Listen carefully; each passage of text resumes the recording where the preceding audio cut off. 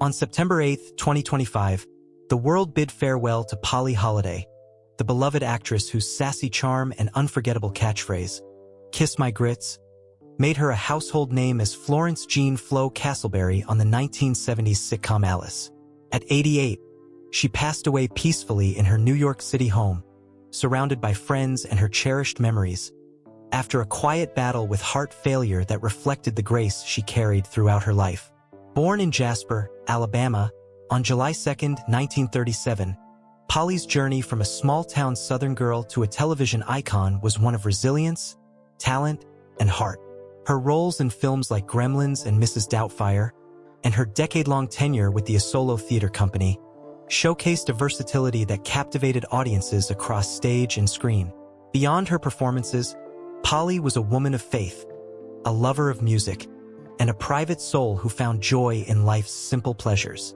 Today, we honor Polly Holliday, her cause of death, her age, her family, her net worth, her lifestyle, and the biography of a woman whose warmth and wit left an indelible mark, inviting you to celebrate a life that shone brightly in every role she played. Polly Dean Holliday came into the world in Jasper, Alabama, a small town where the rhythms of Southern life shaped her early years. The daughter of Ernest Sullivan Holliday, a truck driver with a kind heart, and Velma Mabel Holliday, a homemaker whose strength anchored the family, Polly grew up alongside her brother Doyle in the nearby towns of Childersburg and Sylacauga. Her childhood was steeped in community and creativity. She often recalled her mother's love for storytelling and her father's quiet encouragement. "My parents taught me to dream big but stay humble," she shared in a 1995 interview with the Montgomery Advertiser, her Alabama drawl still evident.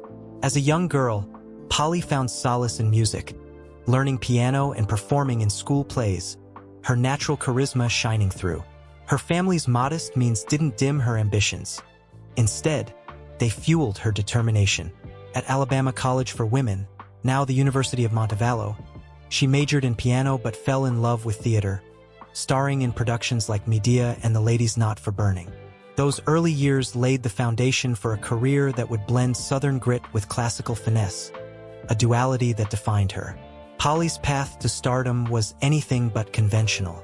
After graduating in 1959, she taught piano in Alabama and later Florida, supplementing her income while honing her acting craft. She joined the Asolo Theater Company in Sarasota, Florida, in 1962, spending a decade building a reputation as a versatile stage actress. "The stage was my first love," she told Playbill in 2004, reflecting on roles in classics like As You Like It and modern works like House of Blue Leaves. In 1972, she moved to New York City, making her off-Broadway debut in Orphy and later appearing in Broadway's All Over Town, directed by Dustin Hoffman. Her big break came in 1976 when she landed the role of Flo in Alice, a sitcom about a diner's quirky staff. Her character's feisty spirit and iconic catchphrase, "Kiss My Grits," turned Polly into a cultural phenomenon, earning her 2 Golden Globe Awards in 1978 and 1979, and 4 Emmy nominations. "Flo was me with a bit more spice," she laughed in a 1980 TV Guide interview. The role led to a spin-off, Flo, in 1980, though it lasted only 1 season. Her film roles, including the stern Mrs. Deagle in Gremlins and the warm Gloria in Mrs. Doubtfire, showed her range, proving she could steal scenes with just a glare or a smile. Polly's personal life was a quiet contrast to her vibrant on-screen presence. She never married, a choice she made to focus on her career and independence. "I didn't need a ring to feel complete," she told People in 1993, her voice firm yet warm. She had no children but considered her theater colleagues and church community her extended family. Her parents passed away decades ago, Ernest in the 1970s and Velma in the 1980s, and her brother Doyle's death in 2005 left her as the last of her immediate family. Polly was fiercely private about her romantic life, though she hinted at close friendships that sustained her. "My heart's been broken, but it's also been full," she said cryptically in a 2010 interview. Her faith as an Episcopalian was a cornerstone, and she found solace singing in the St. Andrew's Episcopal Choir in Mobile and later at Grace Church in New York City. In 2010, she appeared in an Episcopal church campaign, her warm smile inviting others to join.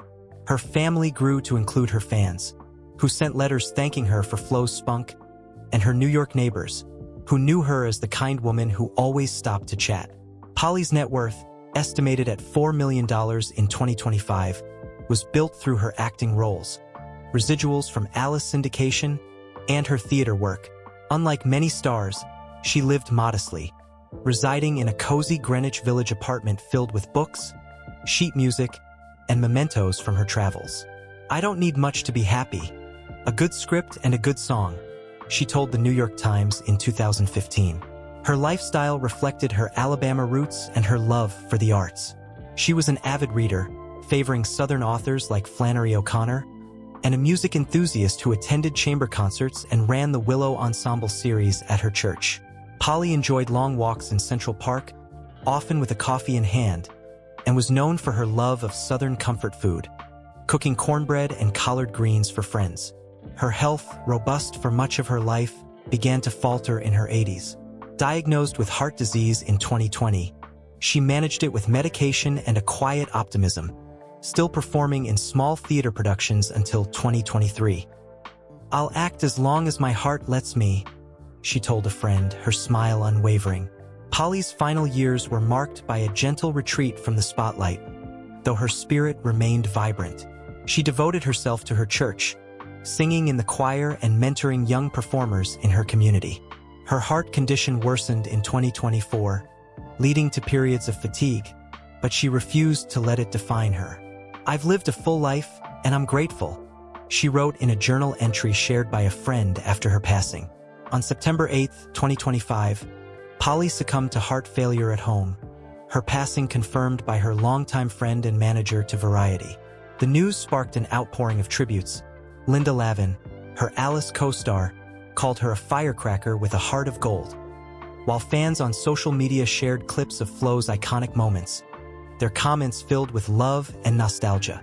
Her funeral, held at Grace Church in Greenwich Village, was intimate, with a choir singing hymns she loved, and a eulogy that celebrated her warmth and wit. A planned memorial in Alabama will honor her roots, with donations supporting theater scholarships, a cause close to her heart. Polly Holliday's legacy is one of joy, resilience, and authenticity. Her portrayal of Flo brought laughter to millions, her catchphrase a cultural touchstone that still resonates. Her work in theater, from Sarasota to Broadway, showcased a depth that earned her respect among peers, while her film roles added layers to her legacy. At 88, with a net worth earned through talent, a family of friends and fans who cherished her, and a lifestyle that blended Southern charm with New York sophistication, Polly lived fully. She made every role unforgettable, Robin Williams said in a 1993 interview about Mrs. Doubtfire, a sentiment echoed by those who knew her.